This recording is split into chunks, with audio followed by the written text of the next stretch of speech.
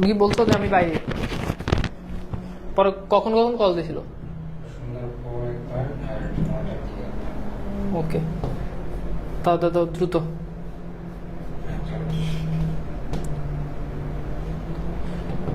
ওটা দেখি চার্জ নাই ওই ফোনটাতে। জিজ্ঞেস করে কার সাথে গেছে, আমি বললাম যে একটা ভাই আসছে। আচ্ছা ঠিক আছে, ওকে। আসসালামু আলাইকুম সুপ্রিয় শিক্ষার্থীরা, সবাইকে স্বাগত।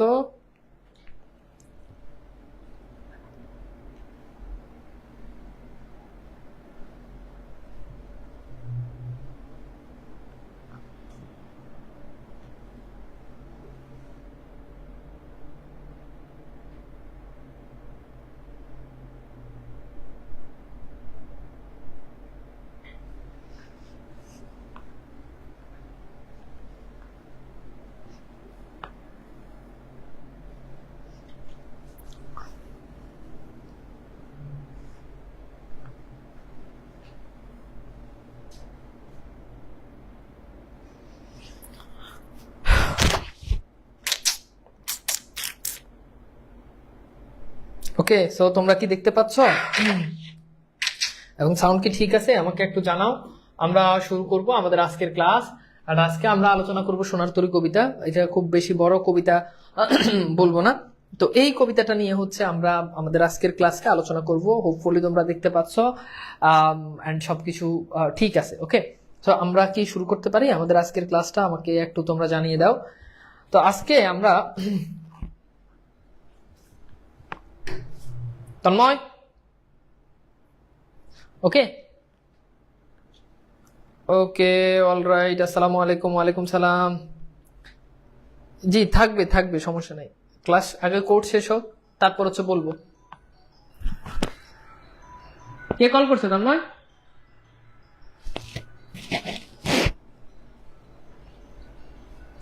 ওকে, তো চলো আমরা আলোচনা করব সোনার তরী কবিতাটা। এই কবিতাটা লিখেছেন রবীন্দ্রনাথ ঠাকুর। কবিগুরু রবীন্দ্রনাথ ঠাকুর তিনি তার কবিগুরু রবীন্দ্রনাথ ঠাকুর, ঘড়িটাই চোখে পড়লো ফার্স্টে, থ্যাংক ইউ। আচ্ছা, তো কবিগুরু রবীন্দ্রনাথ ঠাকুর তিনি তার মৃত্যুর পূর্বে তিনি ফিল করেছেন মৃত্যুকে, যেখানে তিনি দেখেছেন যে তিনি একটা ছোট্ট একটা ক্ষেতের মধ্যে বসে আছেন। এই ক্ষেতটা মূলত পৃথিবী, যেখানে কবি খুবই একা। কি একা?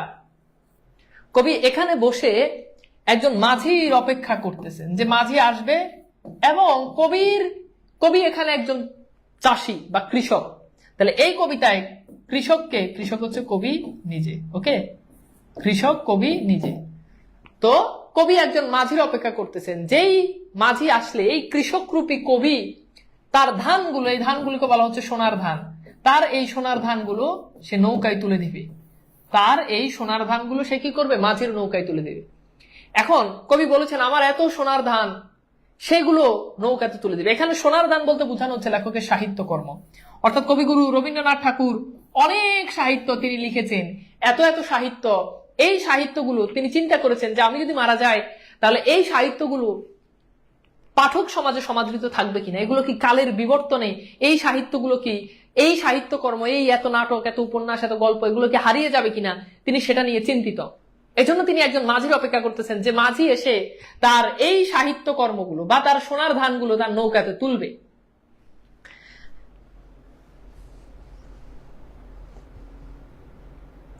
ঠিক আছে, আমি কি তোমাদেরকে বুঝাইতে পারছি? ক্লিয়ার? তো আমরা একটু দেখি কবিতাটা বিশ্লেষণ করি।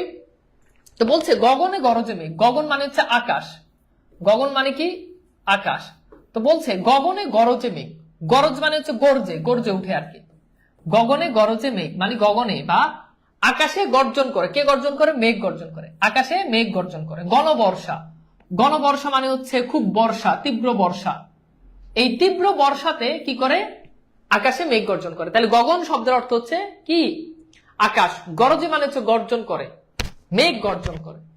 কুলে একা বসে আছি। তো লেখক একা কুলে বসে আছেন, নাহি ভরসা, অর্থাৎ লেখক কোনো ভরসা পাচ্ছেন না। কিসের ভরসা পাচ্ছেন না? যে কখন যে বৃষ্টি চলে আসে, এই বৃষ্টি নামার ভরসা তিনি পাচ্ছেন না। তাহলে লেখক কুলে একা বসে আছেন। এই যে কুলে একা বসে আছে, এটা দ্বারা বুঝাচ্ছে লেখকের একাকিত্ব। কি বুঝাচ্ছে? লেখকের একাকিত্ব। এরপর বলেছে রাশি রাশি ভাড়া ভাড়া। রাশি রাশি বলতে অনেকগুলো ধান, ভাড়া ভাড়া মানে হচ্ছে কি ধানের আটি, অর্থাৎ এটা দ্বারা বুঝাচ্ছে প্রচুর ধান, অর্থাৎ লেখক বা কৃষক প্রচুর ধান কি করেছে? উৎপন্ন করেছে, উৎপাদন করেছে। তাহলে রাশি রাশি ভাড়া ভাড়া, ধান কাটা হলো সারা। ধান কাটা হলো সারা, সারা মানে হচ্ছে শেষ, অর্থাৎ ধান কাটা শেষ। তাহলে রাশি রাশি ভাড়া ভাড়া, প্রচুর ধান, ধান কাটা হলো সারা মানে ধান কাটা শেষ হয়ে গেছে। ধান কাটা কি হয়ে গেছে? শেষ হলো। ভরা নদী ক্ষুরধারা, ভরা নদী মানে খুব তীব্র, হ্যাঁ ভরা নদী, নদীর উপরে পুরো নদীতে কি পানি। ক্ষুরধারা খরপর্ষা, অর্থাৎ সেগুলো ক্ষুরের মতো ধারালো, খরপর্ষা, ঠিক আছে, বর্ষার মতো সেগুলো কি তীক্ষ্ণ ধারালো, অর্থাৎ নদীর স্রোত ধারালো, এটা বলেছে ধারালো।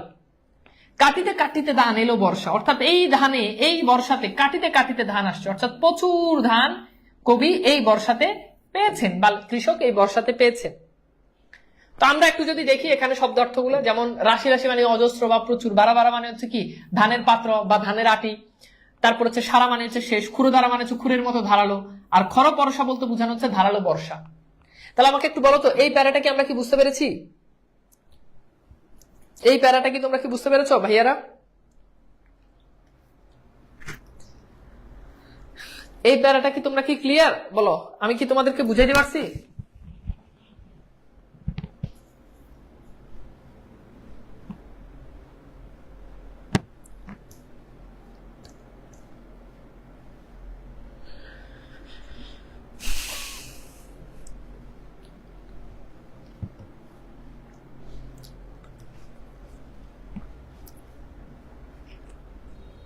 ওকে, এরপর আসি একখানি ছোট ক্ষেত, অর্থাৎ এই ছোট ক্ষেত বলতে লেখক বুঝাচ্ছে যে পৃথিবী, ভাবার তো হচ্ছে কি পৃথিবী।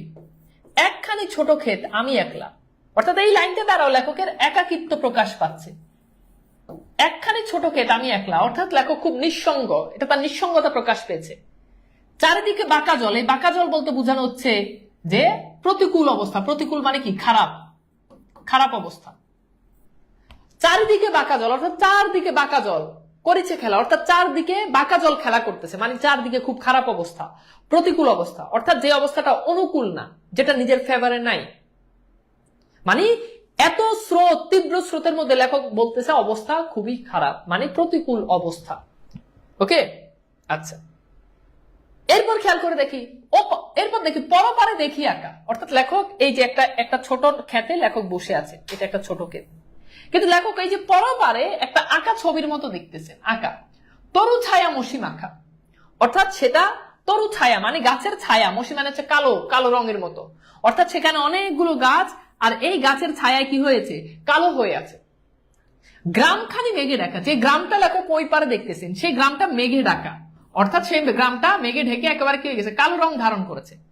প্রভাত বেলা, আর লেখক যে চিত্রের কথা বলেছেন তখন ছিল সকালবেলা, অর্থাৎ সকালবেলার বর্ণনা লেখক দিচ্ছেন।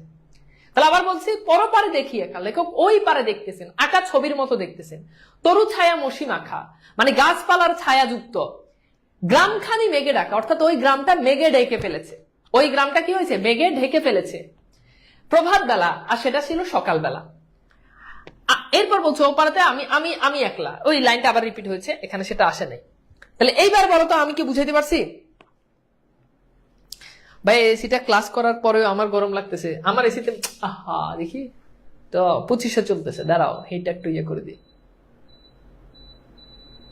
শেষ। এবার ঠান্ডা লাগবে তোমার কাছে, এমডি মারো, ঠান্ডা লাগবে, এবার প্রচুর ঠান্ডা লাগবে, ঠিক আছে? ওকে, বলো তো বুঝছো কিনা ভাইয়েরা? তাহলে এই প্যারাটা কি বুঝতে পারছো? আমরা একটু দেখি শব্দার্থগুলা, যেমন ছোট ক্ষেত, ছোট ক্ষেত বলতে কবিতা মানুষের জীবনের পরিধি বা পৃথিবীকে বোঝানো হয়েছে। আমি বলতে কৃষক, আমি একলা বলতে কৃষকের নিঃসঙ্গ অবস্থা। বাঁকা জল মানে ঘূর্ণায়মান স্রোত, মানে প্রতিকূল অবস্থা। বাঁকা জল করেছে খেলা মানে কি? ঘূর্ণায়মান স্রোতের উদ্যমতা। তরু ছায়া মসিম আঁকা মানে কি? গাছের ছায়া যেন কালো রং মাখানো, যেটা আমি তোমাদেরকে বলেছি, তাই না? জি, এবার ঠান্ডা লাগতেছে, থ্যাংক ইউ মিমি। আচ্ছা, চারদিকে বাঁকা জল, এই লাইনটা মানে চারদিকে বাঁকা জল, মানে বাঁকা জল বলতে বোঝানো হচ্ছে বাঁকা, আসলে জল তো আর বাঁকা বাঁকা হয় না, তো এখানে অ্যাকচুয়ালি বাঁকা জল বলতে বোঝানো হচ্ছে যে প্রতিকূল, মানে খারাপ সময়। চারদিকে বাঁকা জল করেছে খেলা, অর্থাৎ এই যে জলের যে ঢেউগুলো, এগুলো প্রতিকূল অবস্থা। প্রতিকূল মানে বুঝো খারাপ অবস্থা, মানুষ বলে না এখন খুব প্রতিকূল অবস্থার ভিতর দিয়ে যাচ্ছি, মানে হাতে টাকা পয়সা নাই, বিভিন্ন রকম ক্রাইসিস, সেটা। আচ্ছা, বুঝতে পারছো? আচ্ছা, এরপর খেয়াল করো, এরপর বলছে গান গে তরিবে কে আসে পারে, মানে গান গে তরি, তরি মানে হচ্ছে নৌকা, তাহলে গান গে কেউ একজন নৌকা বে দাও, গান গে নৌকা কি কি বলছে, একটা মিনিট, হ্যাঁ এখনই ফোন দিতে বলছে, এসে দেখতে যাও, একটা মিনিট ভাইয়া।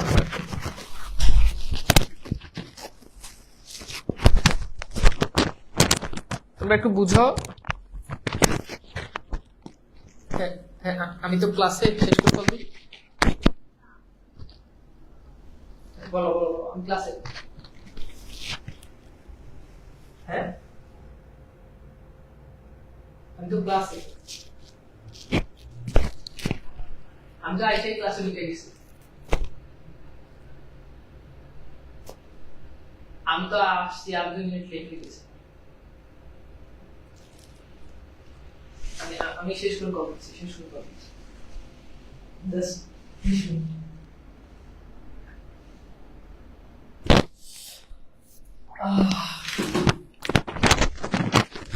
ঠিক আছে, তোমরা বুঝতেছো পড়াশোনা? আচ্ছা, তাহলে দেখো কি গান গে তরিবে কে আসে পারে, তরি মানে কি নৌকা, আমি আসি, ঠিক আছে। আচ্ছা, তাহলে বলতেছে যে গান গে তরিবে মানে কেউ একজন গান গে তরিবে নৌকা বে আসতেছে, দেখে যেন মনে হয় চিনি উহারে। তো উহারে বলতে কাকে বোঝানো হচ্ছে? মাঝিকে, অর্থাৎ লেখক আজ করতেছে যে আমার মনে হয় যেন আমি তাকে চিনি, ভরা পালে চলে যায়, সে একেবারে ভরা পালে চলে যাচ্ছে, কোনো দিকে নাহি চায়, সে কোনো দিকে চায় না, কোনো দিকে সে তাকাচ্ছে না। ঢেউগুলো নিরুপায়, অর্থাৎ যে ঢেউগুলো ছিল সেগুলো একেবারে নিরুপায়, ভাঙে দুধারে, অর্থাৎ যেই ঢেউগুলো ছিল এগুলো 2 ধারে ভাঙছে, ভাঙতেছে। ঢেউগুলো নিরুপায়, অর্থাৎ সেই ঢেউগুলো, ঠিক আছে।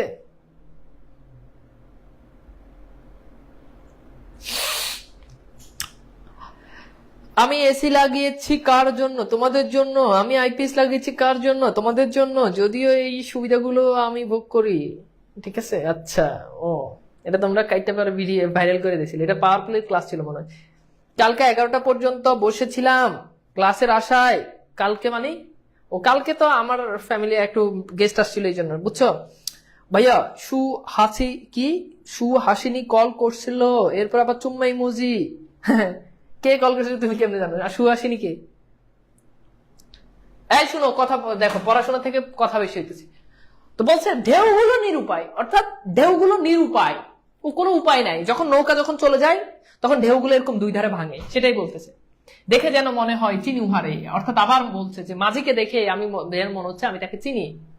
এবার লেখক মাঝিকে বলতেছে, এখানে লেখক অর্থাৎ কৃষক মাঝিকে বলতেছে, কৃষক মাঝিকে বলতেছে যেও যেথা যেতে চাও, অর্থাৎ তুমি যেখানে ইচ্ছা সেখানে যেতে পারো, সমস্যা নেই, যারে খুশি তারে দাও, এটা নাও হবে, তুমি যাকে ইচ্ছা তাকে তুমি তোমার নৌকাতে নাও, শুধু তুমি নিয়ে যাও ক্ষণিক হেসে, শুধু তুমি নিয়ে যাও ক্ষণিক হেসে, ক্ষণিক মানে হচ্ছে একটু, তুমি শুধু একটু হেসে নিয়ে যাও আমার সোনার ধান কুলেতে এসে, অর্থাৎ আমার এই সোনার ধানগুলো সেগুলো তুমি একটু হেসে তুমি তোমার নৌকা করে নিয়ে যাও, এটা বলছে। তুমি যারা ইচ্ছে তারে নাও, যেখানে ইচ্ছে সেখানে যাও, সমস্যা নাই, কিন্তু তুমি শুধু আমার ধানগুলো নিয়ে যাও। বলো তো বুঝছো কিনা, বলো বুঝছো কিনা ভাইয়া? আমি কি তোমাদেরকে বুঝাইতে পারছি? আমি কি বুঝাইতে পারছি? কালকে ভাইয়াকে দেখতে আসছিল, দেখ আমি মানে একটা কলেজে ঢুকার পর থেকে জেনেই হয় ক্লাস মিস দিলে পোলাপাইন কয় যে আমার বাসায় আমরা নাকি দেখতে আসছে, মানে যেখানে যাবো আমার কয় যে আমার, মানে আমি বুঝলাম না রে ভাই, দুনিয়াতে কি এইসব ছাড়া তোমাদের মাথার থেকে আর কিছু হয় না? মানে এইসব ছাড়া কি আর কিছু ঘুরে না? আচ্ছা, এরপর খেয়াল করো, এরপর বলছে যত চাও তত লও তরুণী পরে, অর্থাৎ তুমি যত চাও, এটা হচ্ছে উপরে, এটা অ্যাকচুয়ালি উপরে হবে, ঠিক আছে। তাহলে কি বলছে? যত চাও তত লও তরুণী, তরুণী মানে এটা কিন্তু তরুণী না। আমি একবার পড়াচ্ছি তো বলছি যে এটা মানে পোলার বলছে যে তুই রিডিং পড়, পোলা বল যত চাও তত লও তরুণীর উপরে, মানে বলছে যে যত চাও তত লও তরুণীর উপরে। তো তরুণীর উপরে মানে কি? মানে তরুণীর উপরে তুমি যত ইচ্ছে তত নাও, দাও বা নাও। তো এটা তরুণী, তরুণী মানে হচ্ছে নৌকা, মানে তুমি নৌকার উপরে যত ইচ্ছা তুমি তত সোনার ধান নাও। আর আছে আর নাই দিয়েছে ভরে, যা কিছু ছিল সবকিছু নৌকাতে ভরে দিয়েছে। এতকাল নদী কূলে যাহা লয় ছিনু বুলে, অর্থাৎ এতকাল নদীর কূলে নদীর কিনারে যা লয় ছিনু বুলে, যা আমার ছিল সকলে দিলাম তুলে থরে বিথরে, যা কিছু আমার ছিল সবকিছু আমি এই নৌকাতে তুলে দিলাম থরে বিথরে। থরে বিথরে মানে হচ্ছে কি, সাজিয়ে সাজিয়ে গুছিয়ে, আমি সাজিয়ে গুছিয়ে সবকিছু তোমার নৌকাতে তুলে দিলাম।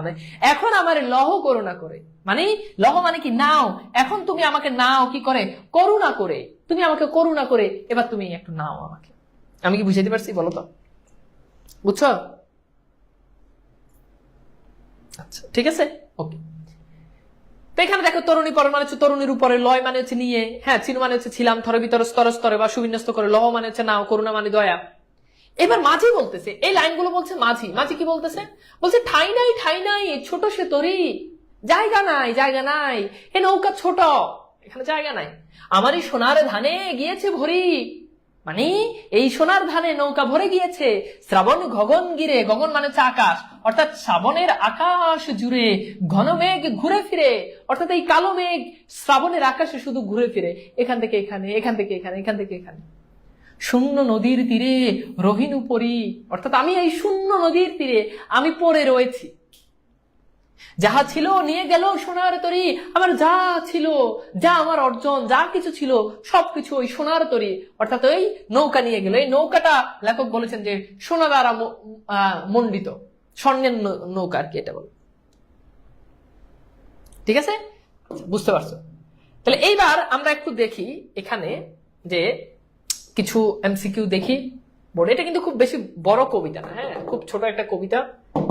এখন কবিতা আমরা একটু ভালো করে জিনিসগুলো দেখলাম, এবার আমরা একটু দেখি যে আসলে কি টাইপসের আমাদের এখান থেকে এমসিকিউ আসে। কি রে ভাই, কই যে গেল, এই যে এটা, যাহা লয়ে ছিনু বুলে সকলেই তুলে দিলাম থরে বিথরি, ঠিক আছে, ওকে।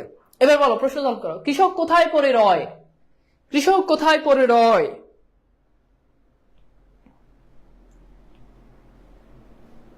ক্লাসে খালি বেডি আর বেডি,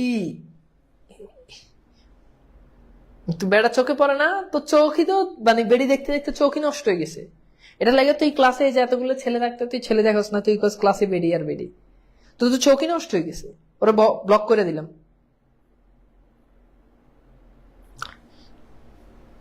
ওকে ব্লক করে দিলাম একদম ডিরেক্ট। তাহলে এটা কি বলতো, এটা হচ্ছে নদীর তীরে, হ্যাঁ, ওকে। মাঝির দৃষ্টি আকর্ষণ করতে চায় কে, বলো, মাঝির দৃষ্টি আকর্ষণ করতে চায় কে?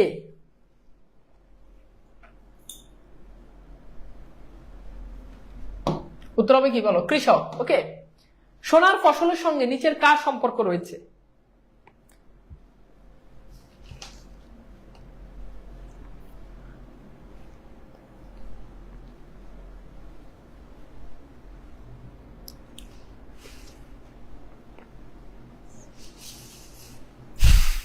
কি হবে বলতো, উত্তর হচ্ছে কৃষকের, হ্যাঁ। এরপর হচ্ছে রাশি রাশি ধান, সোনার ধান নিয়ে কৃষক অপেক্ষা করছে কেন? রাশি রাশি সোনার ধান নিয়ে কৃষক কেন অপেক্ষা করছে বলতো?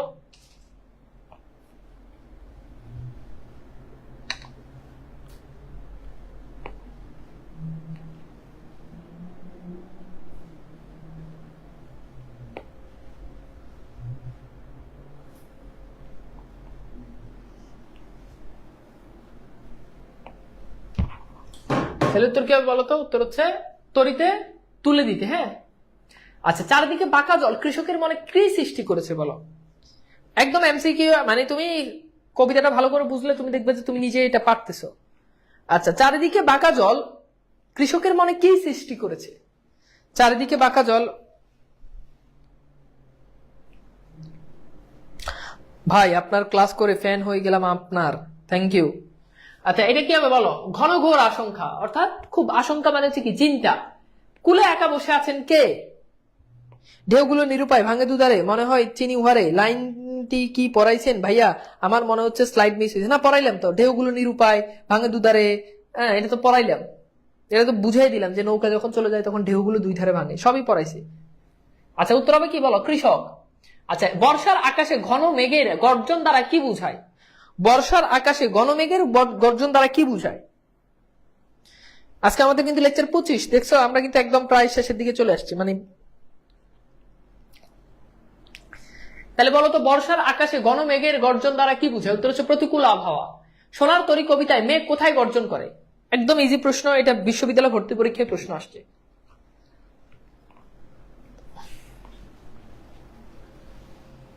সোনার তরী কবিতায় মেঘ কোথায় গর্জন করে? মেঘ কোথায় গর্জন করে? গগনে।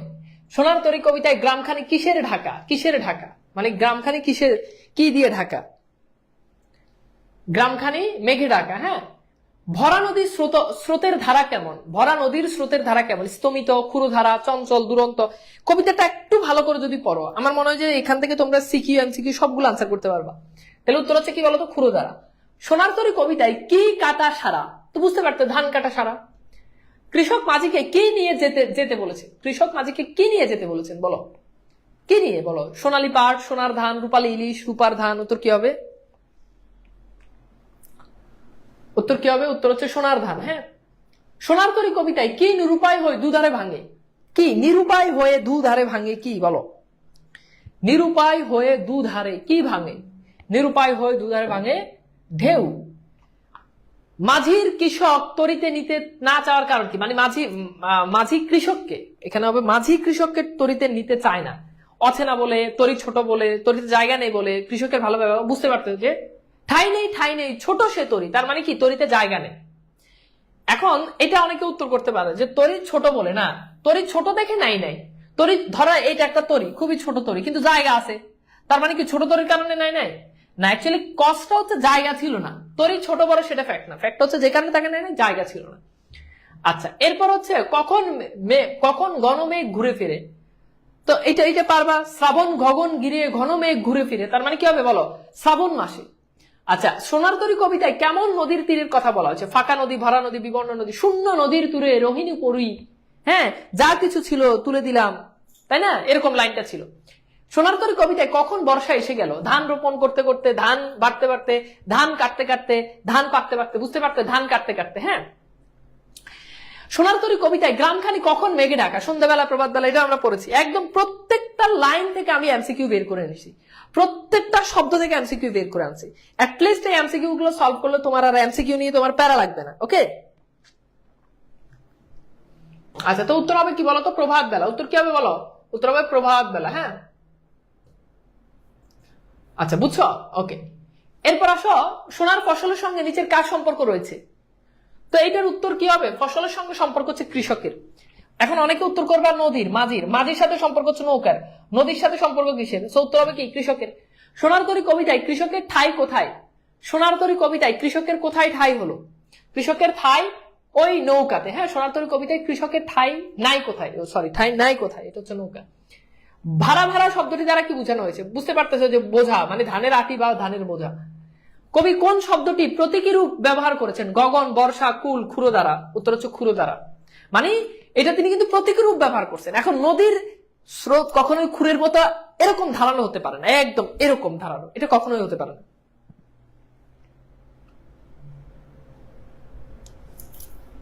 বুঝছো? ওকে। এরপর হচ্ছে সোনার তরী কবিতায় আমি শব্দের সাধারণ অর্থ কি বলো? সোনার তরী কবিতায় আমি শব্দের সাধারণ অর্থ কি? সোনার তরী কবিতায় আমি শব্দের সাধারণ অর্থ কি? উত্তর কি হবে? কৃষক। ওকে। সোনার তরী কবিতায় নিঃসঙ্গ কৃষক বলতে মূলত কাকে বোঝানো হয়েছে? তার মানে উত্তর পারবা, কবিকে। মানব জীবনের দুর্যোগপূর্ণ পরিস্থিতির প্রতি ইঙ্গিত দেওয়া হয়েছে কোন শব্দের মাধ্যমে? মেঘ, বৃষ্টি, বর্ষা। উত্তর হচ্ছে মেঘ। মানে মেঘ দ্বারা কিন্তু মানে দুর্যোগপূর্ণ মেঘ, তার মানে কি বৃষ্টি আসবে, আর বৃষ্টি আসলে কি হয়ে যাবে? কৃষকের। ঠিক আছে। ওকে, আমি জানি যে তোমরা এগুলো পারবা। এবার আসো আমরা একটু হচ্ছে এমসিকিউ দেখি। হ্যাঁ, একটা উদ্দীপক দেখি।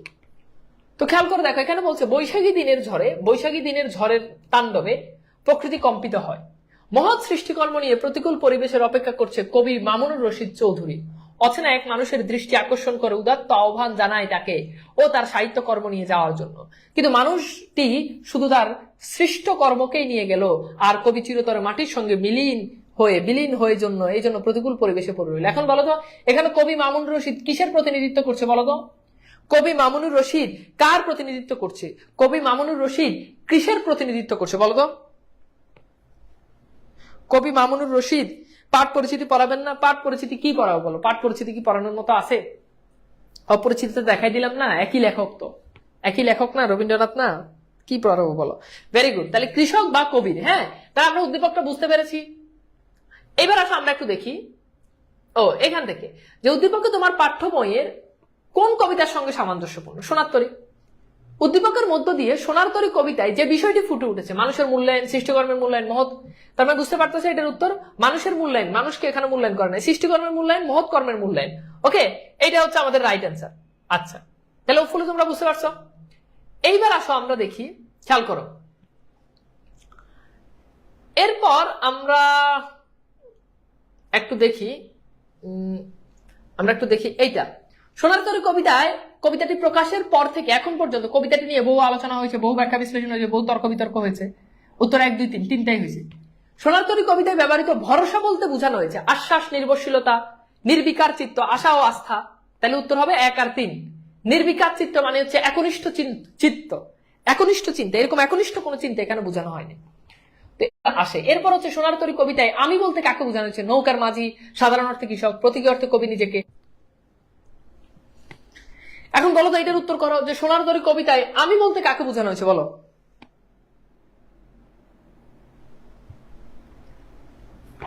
সোনার তরী কবিতায় আমি বলতে কাকে বোঝানো হয়েছে? এখন সোনার তরী কবিতায় কখনোই আমি বলতে মাঝিকে বুঝায় নাই। বাকি ঠিক আছে, যে কৃষককে বুঝেছে, কবি নিজে, সবই ঠিক আছে, বাট মাঝি কিন্তু আমি বলে নাই। ঠিক আছে ভাইয়া, অন্য একটা কিছু পড়ান, অন্য একটা কিছু কি পড়াবো বলো? কবিতাটা ছোট কবিতা, আজকে এইটুকু পর্যন্তই পড়াতে হবে, এছাড়া আর সুযোগ নাই। কজ তোমাদের তো মানে কোর্সের আউটলাইন ফিক্সড, তো আজকের ক্লাস যেটা ছিল সেটাই পড়াবো।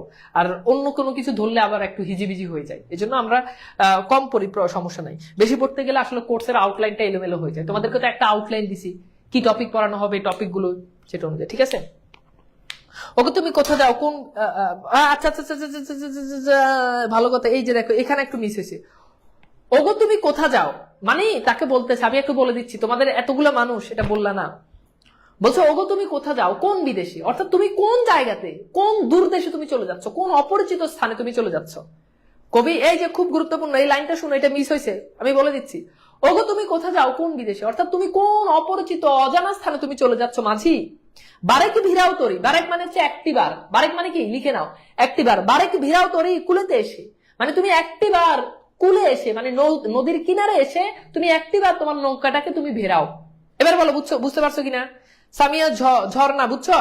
বারেক বিরাও মানে তুমি একটিবার ভেরাও, তরি কুলেতে এসে মানে এই তোমার নৌকাটাকে কুলে এসে। ওকে, তুমি একটিবার তোমার নৌকাটাকে কুলে এসে ভেরাও। ভাই আপনার রুমটা দেখান, আমার রুমটা দেখাবো, দাঁড়া দেখাই দিই। কি আর করবো বলো, কি আর করবো বলো, টাইম ওয়েস্ট করবো আর কি এখন, এছাড়া তার কিছু করার নাই, বুঝো নাই? আচ্ছা, এটা হচ্ছে আমার রুম, এখান থেকে হচ্ছে তোমাদের ক্লাস নিয়ে আর কি, আমি তোমাদেরকে একটু দেখাই। ওরে বাবা, এটা তো দেখি, হ্যাঁ এই যে এখান থেকে, ঠিক আছে, এটা হচ্ছে রুম, এখানে আমি ক্লাস নিই। এখানে আরো একটা টাইপবোর্ড আছে, এখানে এটাতে হচ্ছে এটা বোর্ড, এন্ড হচ্ছে এই যে দেখো এখানে আমার একটা বইয়ের ইয়ে আছে। এটা এই রুমটা পুরোটা কালো কালার করে ফেলছি, মানে এটা কিন্তু পুরোটা তোমার কালো ছিল না। এই যে এটা হচ্ছে সেই বিখ্যাত এসি, হ্যাঁ, এই কইরে, যদিও তার দাম আসলে পুরোপুরি 70,000 টাকা না। তো এখানে যেটা ছিল, এই যে আমার খুব শখের একটা মানে এটা হচ্ছে তোমার, এটাকে কি বলে, বুকশেলফ। তো এখানে অনেক বই, সব বাংলা বই, তুমি দেখো এই যে সব বাংলা বই, রূপসী বাংলা ব্যাকরণ সন্ধান, অকারণ ব্যাকরণ, বাংলা ব্যাকরণ, সব বাংলা বই এখানে। এই যে বাংলা ভাষা প্রসঙ্গ, বাংলা ব্যাকরণ পাঠশালা, বাংলা সাহিত্যের ইতিহাস, বাংলা সাহিত্যের ইতিহাস, ক্রিয়াপদ অভিধান, মানে এই টু যে এভরিথিং এখানে সব বাংলা। এখানে বাংলা ছাড়া আমার এখানে কোনো বই নেই। এই যে দেখো কতগুলো অভিধান, হ্যাঁ, এরপরে যে আরো অনেক, এখানে সব বাংলা বই। এই যে দেখো এই যে সব বাংলা সাহিত্যের বই, ব্যাকরণের বই, হ্যাঁ, এই যে এখানে অনেকগুলো অভিধান আছে, হ্যাঁ। এই যে এটা হচ্ছে অশ্লীল অভিধান, তুমি মানে যত অশ্লীল শব্দ চাইবা সব তুমি এই অভিধানে পাবা, বুঝছো? এখানে আরো বাংলা একাডেমির অভিধান, সমর্থ অভিধান, অনেক অনেক অনেক বই। এন্ড হচ্ছে আরো একটা ইয়ে আছে, এখানে একটা ছোট একটা চেয়ার পড়ার জন্য, আর এটা একটা স্প্রে। তো এখানে আরেকটা আছে, এটা তোমাদেরকে একটু দেখাই। এই যে এটা কিন্তু আমার জানালা, হ্যাঁ, এই যে জানালাটা কালো পর্দা দিয়ে যখন তোমাদের ক্লাস নেয় তখন ওই যে কালো পর্দা দিয়ে তন্ময় থাকে, ও হচ্ছে ইয়ে করে দেয়। আর এখান থেকে ওই যে আমার বাসা থেকে এই যে সবকিছু দেখা যায়, দেখছো? এটা হচ্ছে পর্দা, আর এটা ইয়ে করে দেয়। আবার এখানে আরেকটা কালো পর্দা লাগাইছি, কারণ ওই যে ক্লাস নিলে সবকিছু কালো, তো কালো থাকলে অনেক ভালো দেখায়। এই যে এখানে একটা ইয়ে লিখেছি। এখানে আরেকটা বুক শেলফ আছে, এখানে এই যে টাউটার সব আছে। এখানে আবার অনেক বাংলা বই, এগুলো হচ্ছে সব মানে গাইড বই আর কি। এগুলো অনেক সবগুলো মোটামুটি জবের বই। তোমাদের একাডেমিক বইগুলো এই রুমে নাই, ওটা অন্য রুমে। এই যে এখানে সব বাংলা বই, দেখছো? এরপর এই যে এখানে এগুলো আবার রেফারেন্স বই। এইখানে এই যে এখানে অনেক বাংলা বই, হিউজ বই আছে। এই যে এখানে আরো অনেকগুলো নিচে পড়ে আছে, প্রচুর বইপত্র। যাই হোক, এখন আসলে অত পড়াশোনা করার সময় পাই না। আর এই যে বাতি দেখো, এখানে প্রচুর বাতি, এই যে উপরে বাতি, এখানে বাতি, এরপর হচ্ছে তোমার এই যে এখানে বাতি, এই যে এখানে বাতি, এই যে এখানে একটা বাতি, এখানে একটা বাতি, হ্যাঁ অনেক বাতি। আর এটা এই যে বুক সেলফের সাথে এখানে আবার একটা ইয়ে আছে তোমার, এই যে এখানে একটা যে ফুলদানি আছে। তো এটা আমি পুরোটাই কালার মানে কালো করে ফেলছি, যাতে এই যে দেখো কত কিছু, এখানে কত লাইট লাগাইছি, দেখছো? এই যে অনেকগুলো লাইট লাগাইছি, আবার খুলছি, আবার লাগাইছি, অনেক কিছু, বুঝছো? এই আর কি। তো এই হচ্ছে বিষয়। ছোটখাটো একটা ব্লগ হয়ে গেল, তাই না? ছোটখাটো একটা ব্লগ হয়ে গেল। তন্ময়কে দেখান ভাইয়া, এর নাম কি? সুমাইয়া হাসান। তন্ময়কে দেখান, তুমি তো দিন দিন ইয়ে হয়ে যাচ্ছ, নষ্ট হয়ে যাচ্ছ, নষ্টদের তালিকায় তোমার নাম চলে যাচ্ছে, ভালো হয়ে যাও। তন্ময় হচ্ছে আমার এখানে থাকে, ও তোমাদের ক্লাস শুরু হওয়ার আগে সবকিছু হেল্প টেল্প করে, ঠিক আছে? আর কি বলো, ছোটখাটো একটা ব্লগ হয়ে গেল। হ্যাঁ, অবশ্যই এখন তো অনলাইনে চলে এইসব ব্লগ, বুঝো নাই? আচ্ছা, তো যাই হোক, ভালো থাকবা। আর কি, সিকিউ এমসিকিউ গুলো ভালো করে পড়িও। এসি সবসময় অন করা থাকে না, তোমাদের যখন ক্লাস থাকে তার আগে অন করে দেয়, ঠিক আছে? সুন্দর। আমার রুমটা তো তোমাদেরকে দেখায় না, যেটা আমার পার্সোনাল রুম। তুমি তো এইটা দেখে তুমি বলতে সুন্দর, আমার পার্সোনাল রুম দেখালে তো তুমি হয়ে যাবে যে ভাইয়া এটা তো আরো অনেক সুন্দর। মানে এটা খুবই এস্থেটিক ভাবে আমার রুমটা, যেটা আমার পার্সোনাল রুম, সেটা আমি সাজাইছি। ওকে, আচ্ছা ভাইয়া, কবিতার মূল ভাব সংক্ষেপে বলে দেন। এটা একদম শুরুর দিকে বলে দিছি মূল ভাব। হ্যাঁ ভাই, আপনার জানলা দিয়ে বাতাস আসে, বাতাস মানে প্রচুর বাতাস। আমার এটা দক্ষিণ দিকের ফ্ল্যাট তো। এন্ড একটা মোটিভেশন, হ্যাঁ একটা মোটিভেশন দিব, তোমরা যদি বলো তাহলে একটা মোটিভেশন তোমাদেরকে দেওয়া যায়। সেটা হচ্ছে এই রুমটা আজকে তোমাদেরকে দেখাইছি, বা যে ফ্ল্যাট যেটা তোমরা দেখতে পাচ্ছ, হ্যাঁ এই ফ্ল্যাটটা আমি নিজে কিনেছি। এটা তোমাদের জন্য মোটিভেশন। এন্ড কখন কিনেছি সেটা জানবা? যখন আমি অনার্স ফার্স্ট ইয়ার মোটামুটি শেষ করছি, প্রায় মেবি অনার্স ফার্স্ট ইয়ার শেষ কিংবা সেকেন্ড ইয়ার শুরুতে, এই সময় আমি এই ফ্ল্যাটটা আমার নিজের টাকায় কিনছি। ওকে, সেটা তোমাদের জন্য মোটিভেশন। ওকে, ঠিক আছে। ওকে, তো ভালো থাকবা। অ্যান্ড আজকের মতো বিদায় নিচ্ছি। পরবর্তী দিন তোমাদের সাথে দেখা হবে, আবার ক্লাস হবে। আর যেগুলো আমি পড়াইছি এগুলো ভালো করে পড়বা, এমসিকিউ গুলো ভালো করে পড়বা, এমসিকিউ গুলো ভালো করে পড়বা, এবং অনেক অনেক ভালো থাকবা। আজকের মতো বিদায় নিচ্ছি। আল্লাহ হাফেজ।